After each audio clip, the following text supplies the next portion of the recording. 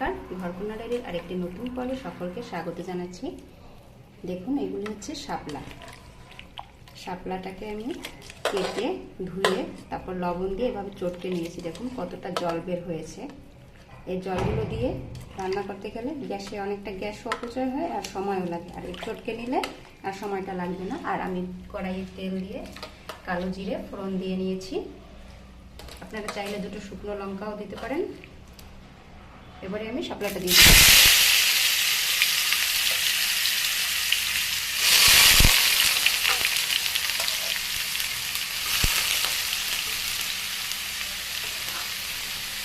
এবারে শাপলাটাকে দিয়ে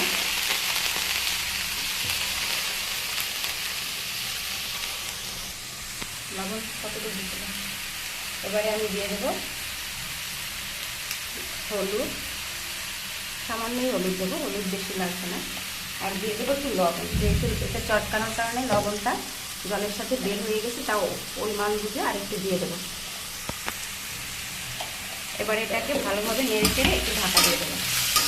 দেখুন, একটু সময় থাকলে রান্নাটা কিন্তু হয়ে যাবে, বেশি সময় লাগবে না। আর যদি জল সহ রান্না করা হয় তাহলে বেশ সময় লাগে। আর এইভাবে করে নিলে দেখুন কালার চেঞ্জ হয়ে গেলেই রান্না হয়ে যাবে। খুব অল্প সময়ের মধ্যে রান্নাটা হয়ে যাবে।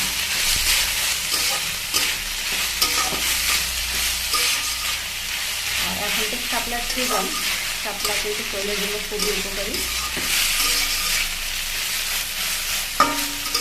এখন এটাকে নাড়াচাড়া দিয়ে একটু ঢাকা দিয়ে দেবো।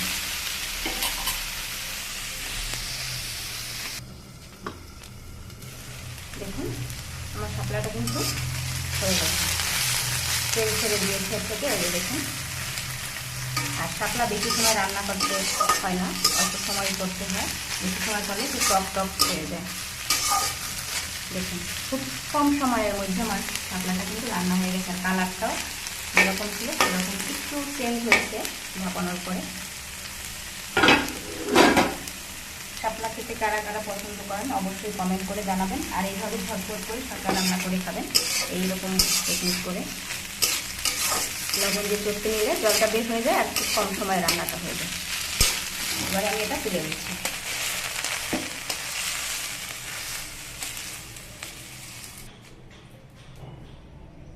আমার এই শাপলা রান্নার ভিডিওটি কেমন লাগলো অবশ্যই কমেন্ট করে জানাবেন। সকলে ভালো থাকবেন, সকলের জন্য রইল শুভকামনা। আজকে এই পর্যন্ত।